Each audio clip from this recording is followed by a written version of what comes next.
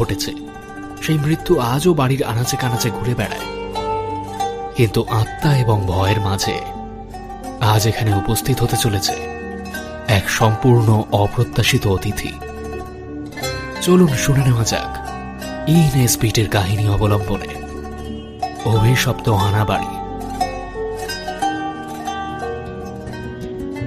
মাঝে আমরা এমন কিছু বেয়ারা কাজ করে ফেলি যা করব বলে হয়তো স্বপ্নেও ভাবিনি কোনোদিন। এই যেমন ধরুন, আমার দেশের বাড়ির ছোট্ট শহরে আমি আবার কখনো ফিরে যাব তা কোনোদিন ভাবিনি। এমনিতে আমি সুস্থ স্বাভাবিক মানুষ, এমন আলপটকা কাজ খুব একটা করেছি বলে মনে পড়ে না। খাই দাই, এদিক ওদিক ভবঘুরের মতো টোটো করে বেড়াই। মা বাড়ি থেকে টাকা পাঠায়, তাই দিয়ে এই বাবুয়ানি করে আমার চলে যায়। শারীরিক পরিশ্রম বলতে বন্ধু বান্ধব নিয়ে সাইকেল চালায়, না কোথাও যাবার থাকে না আমার। নেহাত পরিশ্রম না করলে রাতে ঘুম হয় না, তাই ইতিউতি সাইকেল নিয়ে ঘুরে বেড়ায়। গতকাল সারাদিন সাইকেল চালিয়ে ক্লান্ত শরীরে ঘুমাতে গেছিলাম, কিন্তু ও হরি, ভোর 4টে বেজে গেল, ঘুম হলো না। অগত্যা 7টা পর্যন্ত বিছানাতে পড়েছিলাম। এক গুচ্ছ হাবিজাবি খেয়াল এলো মাথায়। মনে হলো এই অনর্থক সাইকেল চালিয়ে বন্ধু বান্ধবের সঙ্গে ফুর্তি করে ছুটি কাটিয়ে এরকম কিছু না করেই ফুঁকে দিচ্ছি জীবনটা। ভারী বিরক্ত লাগলো কথাটা ভেবে। না, কিছু একটা করতেই হবে। 7:30টার সময় পোস্টম্যান এলো। খোঁজ নিয়ে দেখলাম আমার জন্য কোনো চিঠি আসেনি। ব্রেকফাস্ট টেবিলে বসে এডমান্ডকে বললাম, ভাইরে, আজ সকালে একটা চিঠি পেয়েছি বুঝলি, তাতে মনে হচ্ছে এক্ষুনি আমাকে বাড়ি ফিরতে হবে। সে কি ভাই, আমি যে ভেবেছিলাম এই কদিন আমরা। কথাটা বলতে গিয়েও থেমে গেল সে। একটা অর্থপূর্ণ হাসি ফুটে উঠল তার মুখে। মনে হয় ভেবেছে আমি দেশের বাড়িতে কোনো প্রেম ঘটিত ব্যাপারে জড়িয়ে গেছি, তাই সাত তাড়াতাড়ি বন্ধুদের ফেলে বাড়ি ফিরে যেতে চাইছি। ভাবুক আমার কি।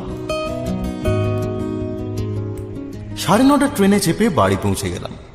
বাড়ি ঢুকেই দেখলাম আমার অনুপস্থিতিতে বেশ কিছু চিঠি এসে ডাঁই হয়ে পড়ে আছে। সারা ঘর জুড়ে শুকনো পাতা ছড়ানো, জানলাগুলো সব টাইট করে বন্ধ, সবকিছুর ওপর পুরো ধুলোর আস্তরণ। সেই ধুলোর চোটে কাস্তে কাস্তে চিঠিগুলোর উপর চোখ বুলাতে গিয়ে দেখলাম সে সবই ব্যাংকের না হলে জীবন বীমার চিঠি। মেজাজটা আবার খিঁচিয়ে গেল। আবর্জনা পরিষ্কারের মতো সে কাগজের স্তূপ সরাতে গিয়ে চোখে পড়ল একটা চিঠি এসেছে আমার মায়ের কাছ থেকে। মা লিখছে, প্রিয় লরেন্স, তোর জন্য একটা সুখবর আছে। তোর মনে আছে নিশ্চয়ই, সম্পর্কে তোর কাকা দাদু হতেন সেফটন, তিনি মারা গেছেন। তার নিজের সম্পত্তির অর্ধেকই তোকে দিয়ে গেছেন, আর বাকি অর্ধেক দিয়েছেন তোর কাজিন সেলুইনকে। পারলে এক্ষুনি চলে আয়, সম্পত্তির বহর নেহাত কম নয়। আপাতত এই খবরটুকুই জানালাম। তোর মা, মার্গারেট সেফটন। বিদ্রোহ, ভালো কথা, সম্পত্তির গোটাটা তোর আর সেলুইনের মধ্যে ভাগ হলেও বাড়ি আর জমি জমা নিয়ে এক বিচিত্র উইল করে গেছেন ভদ্রলোক। বিধান দিয়েছেন যে তোকে আর সেলুইনকে আগামী 1 অগস্ট এই বাড়িতে দেখা করতে হবে। সেখানেই দুজন ঠিক করবে কে নেবে এই বাড়িটা। যে বাড়িটা নেবে না তার নামে 20,000 পাউন্ড রেখে গেছেন তিনি। যদি দুজনে কোনো সিদ্ধান্তে না আসতে পারিস, তাহলে বাড়িটায় একটা পাগলা গারদ খোলা হবে।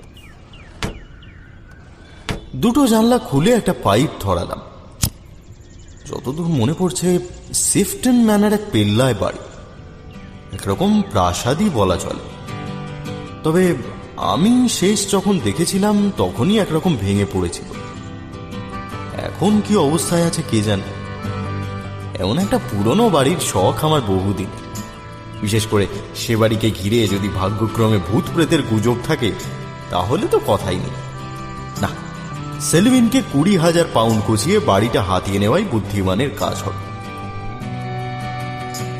কথাটা ভাবতেই খেয়াল হলো আজ 31শে জুলাই, অর্থাৎ কাল সেই বাড়িতে গিয়ে উপস্থিত হতে হবে আমাকে।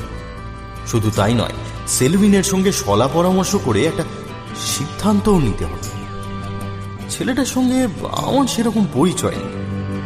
আমাদের পরিবারের শাখা প্রশাখা তো কম নয়। আজ অব্দি তাকে সামনে থেকে দেখিনি আমি, কেবল ছবিতে বার কয়েক দেখেছি। মনে মনে ঠিক করলাম তার সঙ্গে দেখা করার আগে বাড়িটাকে একবার সচক্ষে দেখা দরকার। ভাবা মাত্র পরে 20 সেফটন ম্যানারের উদ্দেশ্যে পাড়ি দিলাম। মাঠের রাস্তা ধরে হাঁটলে মাইল খানেক। স্টেশনের কুলিটাকে জিজ্ঞেস করতেই সে উৎসাহ নিয়ে উত্তর দিল, প্রথমে বাঁ দিকেই ওই গলিটা, তারপর সেই রাস্তা ধরে জঙ্গল যতক্ষণ না আসছে হাঁটতে থাকবে।